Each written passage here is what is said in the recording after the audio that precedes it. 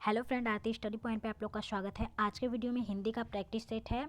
ये हिंदी का भाग नंबर फर्स्ट है जो सीटेट के एग्जाम के लिए बहुत ही इंपॉर्टेंट है। तो क्वेश्चन नंबर फर्स्ट है, कौन सा विकल्प गद्यांश के मुख्य भाव के सबसे निकट है। तो देखिए कौन सा गद्यांश है, तो वो हिम्मत करे इंसान तो क्या काम है मुश्किल। तो सही बात है, हिम्मत करे इंसान तो क्या काम है मुश्किल विकल्प गद्यांश के मुख्य भाव के सबसे निकट है। इसका तात्पर्य है कि अगर मनुष्य हिम्मत तथा धैर्य के साथ कोई कार्य प्रारंभ करता है तो मेहनत एक लगन पूर्वक उस कार्य को करना है तो सफल निश्चय ही मिलेगी। तो ये इसका ऑप्शन डी सही है। नेक्स्ट है, किस शब्द में उपसर्ग और प्रत्यय दोनों है।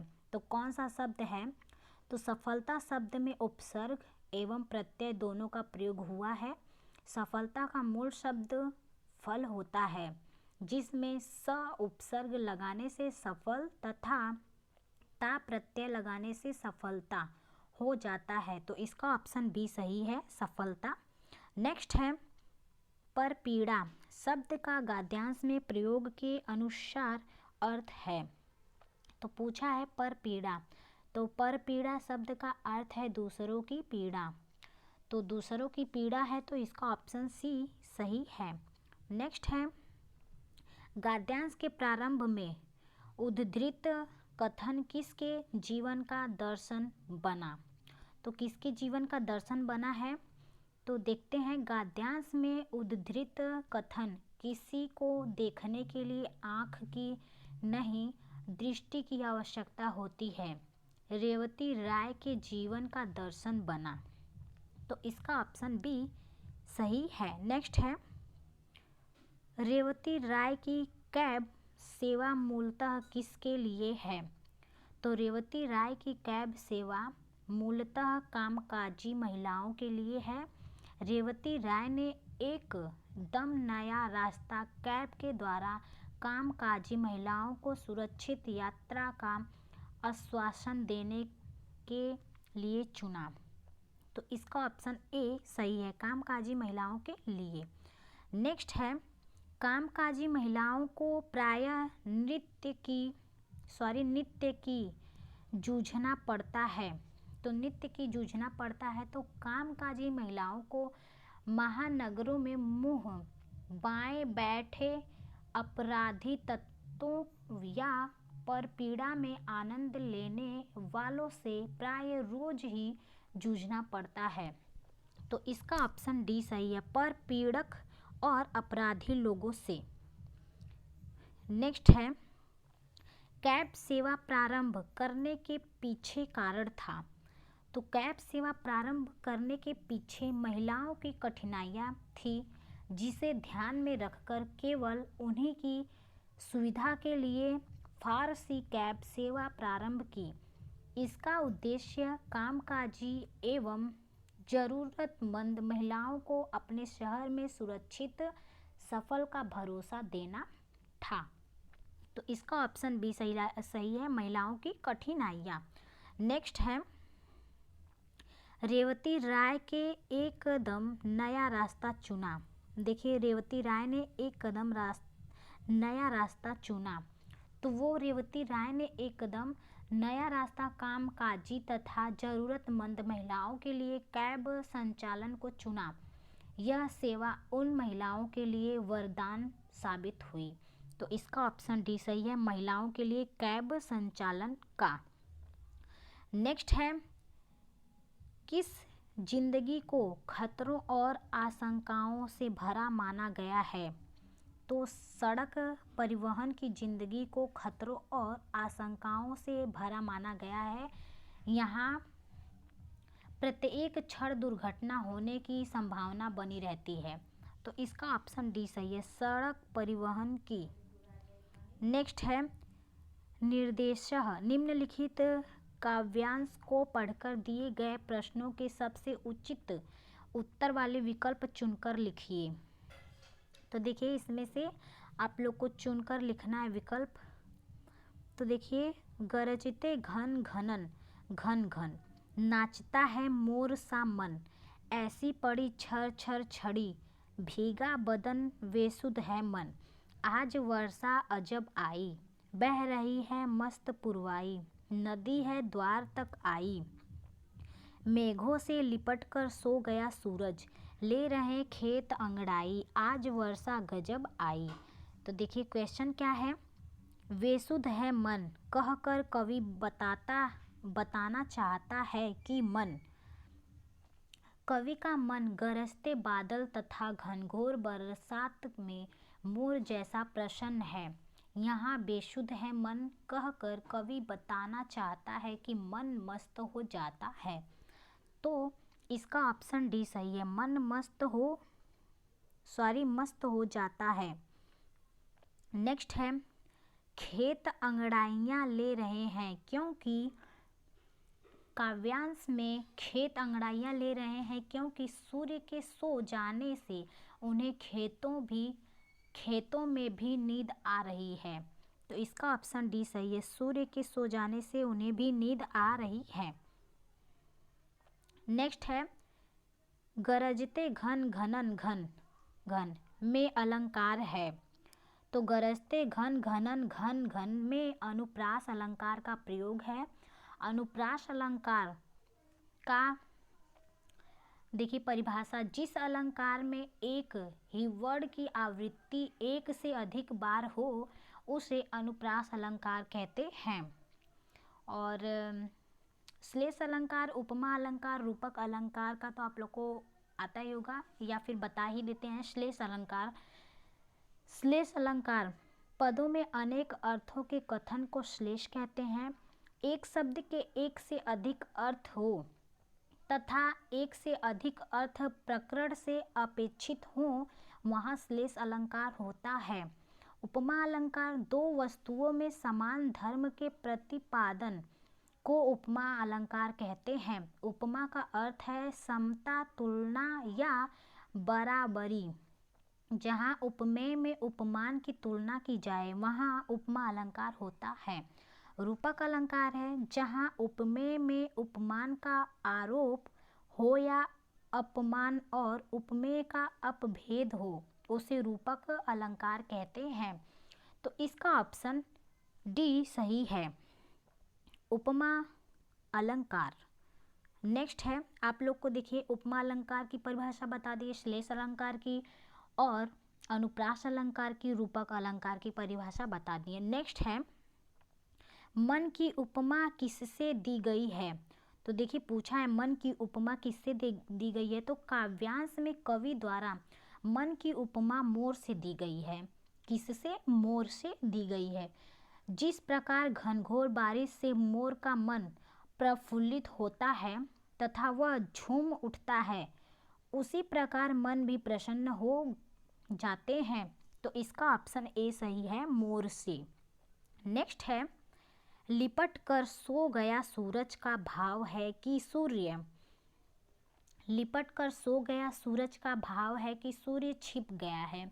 बरसात के मौसम में बादलों में अक्सर सूर्य छिप ही जाते हैं। तो इसका ऑप्शन बी सही है, छिप गया। नेक्स्ट है, पूर्वाई से आशय है। तो पूर्वाई से आशय है तो पूर्वाई से पूर्व से आने वाली वायु है। तो इसका ऑप्शन सी सही है, पूर्व से आने वाली वायु। नेक्स्ट है, निर्देशः।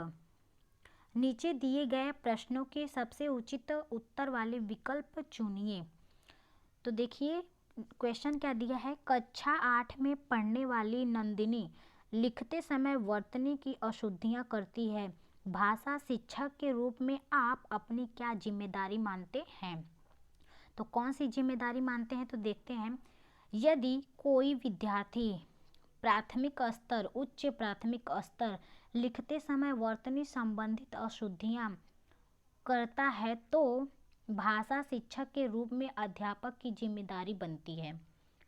जैसे कि उन्हें ऐसे अवसर प्रदान करना है कि वह स्वयं उनके वर्तनी संबंधित अशुद्धियों से सुधार कर सके। तो इसका ऑप्शन ए सही है, नंदिनी को ऐसे अवसर प्रदान करना है कि वह स्वयं उनमें सुधार करे। तो इसका ऑप्शन ए सही है। नेक्स्ट है, उच्च प्राथमिक स्तर पर मुहावरे लोकोक्तियों के शिक्षण के संबंध में आपके लिए सर्वाधिक महत्वपूर्ण है। तो सर्वाधिक महत्वपूर्ण है तो वो संदर्भानुसार मुहावरे लोकोक्तियों के प्रयोगों को समझना और उनका प्रयोग करना। तो इसका ऑप्शन सी सही है। नेक्स्ट है, निम्नलिखित में से कौन सा प्रश्न संदर्भ के व्याकरण शिक्षण को पुष्ट करता है। तो देखिए कौन सा संदर्भ है जो व्याकरण के शिक्षण को पुष्ट करता है। तो वो घर घर आपकी ही चर्चा है। इस वाक्य में घर शब्द की पुनरावृत्ति हुई है। इस पुनरावृत्ति में वाक्य के आशय पर प्रभाव पड़ा जिसका बोध हमें व्याकरणिक ज्ञान से संभव है। अतः वाक्य का विषय व्याकरण शिक्षण को पुष्ट करता है। तो इसका ऑप्शन डी सही है। घर घर आपकी ही चर्चा है। वाक्य में घर शब्द की पुनरावृत्ति से अर्थ पर क्या प्रभाव पड़ता है। नेक्स्ट है, उच्च प्राथमिक स्तर पर हिंदी भाषा की पाठ्य पुस्तक का निर्माण करते हुए आपके लिए सबसे कम महत्वपूर्ण है। तो सबसे कम महत्वपूर्ण है तो ये है समस्त व्याकरणिक बिंदुओं का समावेश। इसका ऑप्शन सी सही है। नेक्स्ट है, किसी रचना के बारे में स्वतंत्र राय बनाने का आत्मविश्वास विकसित करने के लिए आवश्यक है। तो विकसित करने के लिए आवश्यक है तो किसी रचना के बारे में स्वतंत्र राय बनाने का आत्मविश्वास विकसित करने के लिए भाषा बोध और साहित्य बोध का होना अति आवश्यक है। अगर किसी भी आलोचक समालोचक को भाषा तथा साहित्य का ज्ञान नहीं होता तो वह किसी रचना के संदर्भ में अपनी प्रतिक्रिया नहीं दे सकता। तो इसका ऑप्शन डी सही है, भाषा बोध और साहित्य बोध। नेक्स्ट है, बच्चों के लिए अतिरिक्त पठन सामग्री क्यों विकसित की जाती है। तो क्यों विकसित की जाती है। तो बच्चों के लिए अतिरिक्त पठन सामग्री बच्चों में पढ़ने में रुचि जगाने एवं भाषा ज्ञान में वृद्धि के लिए विकसित की जाती है। तो इसका ऑप्शन ए सही है, पढ़ने में रुचि जगाने एवं भाषा ज्ञान में वृद्धि के लिए। नेक्स्ट है, उच्च प्राथमिक स्तर पर भाषा शिक्षण का एक महत्वपूर्ण उद्देश्य है। तो भाषा के नियमबद्ध प्रकृति को पहचानना। तो इसका ऑप्शन ए सही है। नेक्स्ट है, विभिन्न कार्य क्षेत्रों में जुड़ी प्रयुक्तियों से विद्यार्थियों को परिचित कराया जाना चाहिए। इस कथन में प्रयुक्ति से तात्पर्य है जो उच्च प्राथमिक स्तर पर भाषा शिक्षण का एक महत्वपूर्ण उद्देश्य भाषा की नियमबद्ध प्रकृति को पहचानना है। भाषा शिक्षण के द्वारा विद्यार्थियों में भाषा का उचित एवं नियमबद्ध तरीके से ज्ञान प्राप्त किया जाता है। तो इसका ऑप्शन ए सही है, विभिन्न भाषा उदाहरण। नेक्स्ट है, गलत है ये, इसका ऑप्शन बी सही है, विशिष्ट भाषा प्रयोग। नेक्स्ट है, भाषा शिक्षण की किस विधि में मातृभाषा को मध्यस्थ नहीं रखा जाता है। तो भाषा शिक्षण की प्रत्यक्ष विधि में मातृभाषा को मध्यस्थ नहीं रखा जाता है, जबकि व्याकरण विधि, सूत्र विधि एवं अनुवाद विधि को भाषा शिक्षण की विधि से मातृभाषा में मध्यस्थ रखा जाता है। तो इसका ऑप्शन डी सही है, प्रत्यक्ष विधि। नेक्स्ट है, भाषा शिक्षण के संदर्भ में किसी शिक्षण के लिए सर्वाधिक महत्वपूर्ण है। तो भाषा प्रयोग के अधिक अवसर प्रदान करना। तो इसका ऑप्शन बी सही है। नेक्स्ट है, सतत आकलन का उद्देश्य यह जानना है कि बच्चों ने कितना सीखा है, अर्थात कक्षा अधिगम तथा शिक्षण विधियों द्वारा पढ़ाए गए पाठ्य सामग्री का बच्चे कितना सीखते हैं। तो इसका ऑप्शन ए सही है, बच्चे कैसे सीखते हैं। नेक्स्ट है, जब शिक्षिका पूछती है कि हम भी सफल होंगे, इस वाक्य में भी लगने से अर्थ में क्या अंतर आता है। तो इसका आशय है कि शिक्षिका बच्चों को, जब कोई शिक्षिका किसी वाक्य में भी ही हो तो जैसे अनेक निपात शब्दों के बारे में अर्थांतर करती है, तो वह भाषा की बारीकियों को समझना चाहती है। तो इसका ऑप्शन डी सही है, परीक्षा के लिए तैयार करना चाहती है। नेक्स्ट है, हिंदी भाषा के शिक्षण के रूप में आपके लिए सबसे कम महत्वपूर्ण है। तो संवैधानिक मूल्यों की जानकारी। तो इसका ऑप्शन डी सही है। नेक्स्ट है, साहित्य की किस विधा के शिक्षण में सस्वर पठन सर्वाधिक अपेक्षित है। तो सर्वाधिक अपेक्षित है तो वो एकांकी किसी भाषा के शिक्षण के रूप में भाषा प्रयोग की क्षमता का विकास, व्याकरणिक नियमों की जानकारी तथा भाषा कौशलों का ज्ञान सर्वाधिक महत्वपूर्ण है, जबकि संवैधानिक मूल्यों की जानकारी सबसे कम महत्वपूर्ण है।